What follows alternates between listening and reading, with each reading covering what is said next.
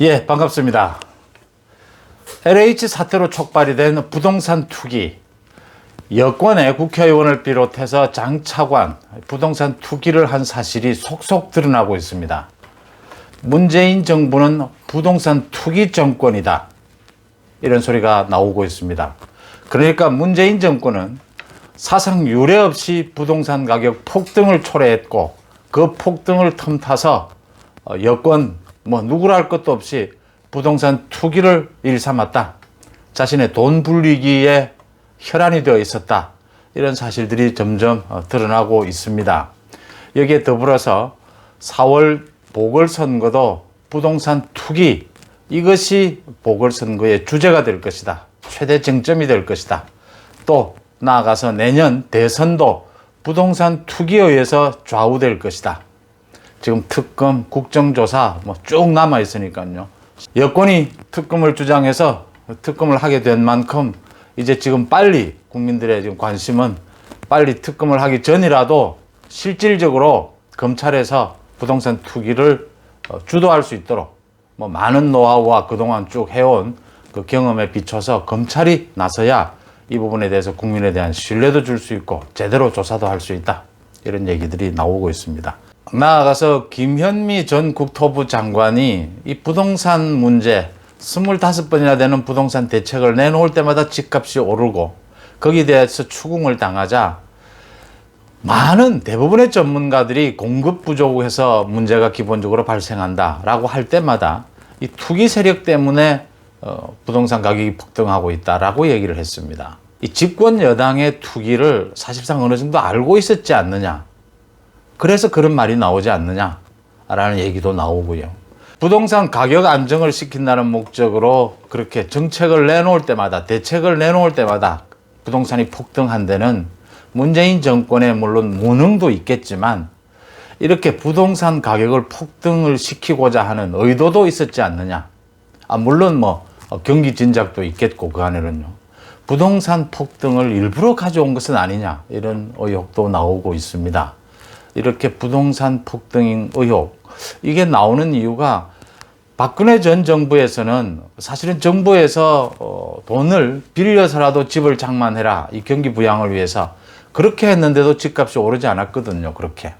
근데 문재인 정권 들어서 이렇게 폭등하는 걸 보면서 이렇게 부동산 가격을 일부러 올리려고 해도 이렇게 할 수 없는데 어떻게 해서 이게 가능했느냐라는 이제 그 구조적인 문재인 정권의 부동산 폭등, 부동산 투기에 대한 구조적인 검증, 지금 점검에 들어갔다, 많은 전문가들이.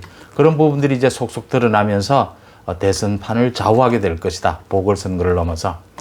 이것과 관련해서 윤석열 전 총장이 이 부동산 투기는 지금 LH 부분으로 촉발이 됐지만 이제 지금 국회의원, 공무원 너나 개입이 안 돼 있는, 투기를 하지 않은 사람이 없으면서 이건 전형적인 부정부패입니다.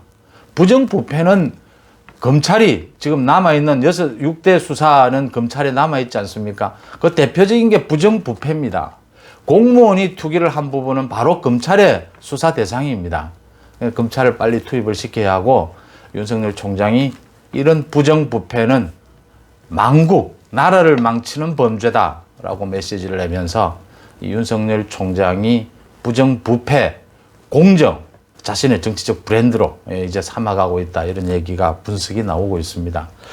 윤석열 총장이 이런 점에서 한 번 더 정치적인 메시지를 내지 않겠느냐, 이런 예상도 나오고 있습니다.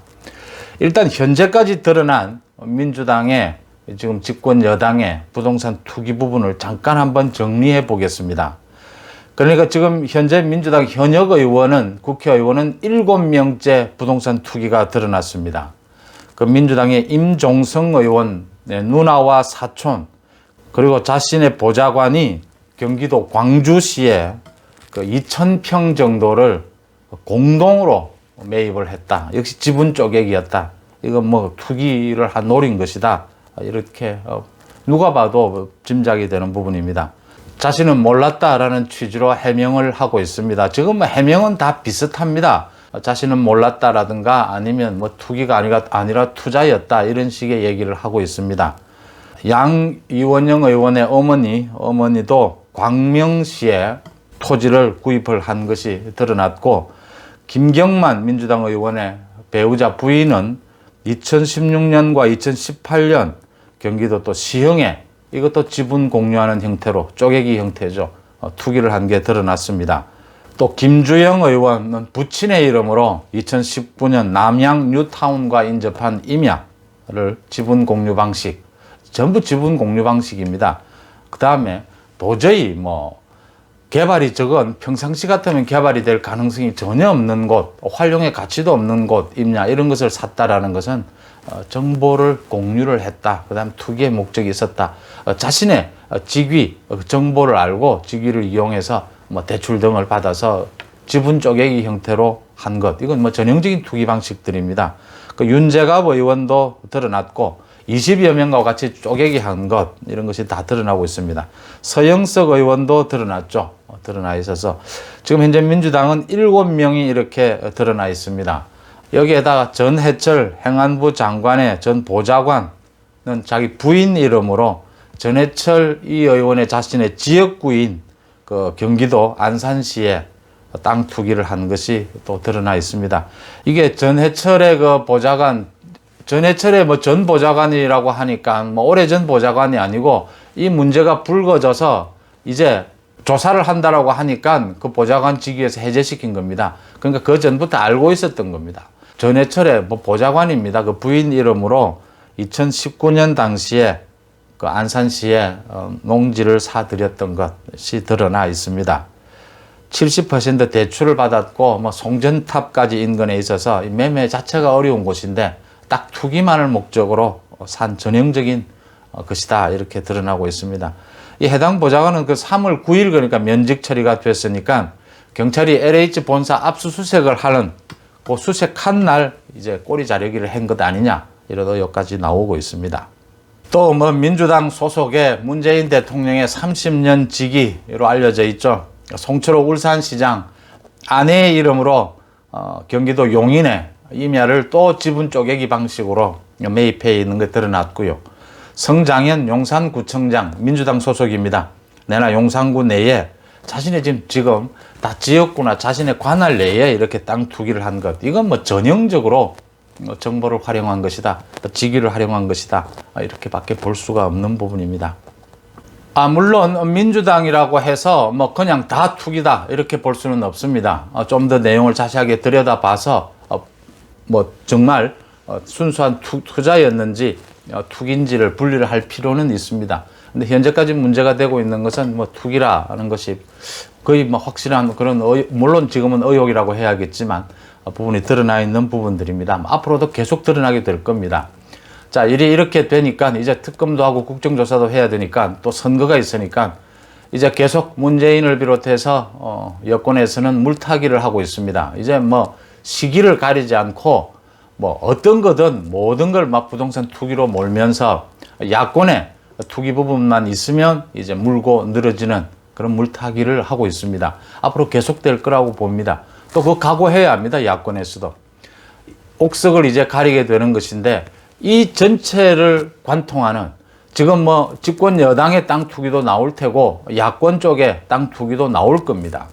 문제는 전체를 관통하는 것은 문재인 정권 4년에 땅 폭등, 그 다음 땅 폭등을 노린 자신의 배를 불리기 위한 땅 투기, 집권 여당의 국회의원 또 고위공직자들의 그 땅 투기, 이 부분이 핵심이다. 문재인 정권 들어서 사상 최대의 비교가 되지 않을 정도로 땅 폭등을 일으켰고 그 땅 폭등이 일어나는 과정에서 의도했건 의도하지 않았건 땅 투기로서 집권 여당이 자신들의 배를 불렸다. 이 부분이 핵심 축으로서 계속 이제 검찰 수사, 지금 경찰 수사를 하고 있지만 거기에 검찰이 지금 빨리 야당에서 계속 촉구를 해야 합니다. 여권이 특검을 드러낸 것은 검찰 아니고는 안 된다는 것 아닙니까? 자신들도. 그러니까 검사를 빨리 투입을 시켜야 되고 특검 국정조사를 통해서 계속해서 이 문제를 파헤쳐야 된다. 이 문제를 파헤치는 과정에서 문재인 정권은 심판을 받아야 하고 야권은 다시 정권 교체의 기회를 잡아야 한다. 그렇게 분위기는 흘러갈 것이다. 대선 전국은 흘러간다 이렇게 보입니다. 고맙습니다.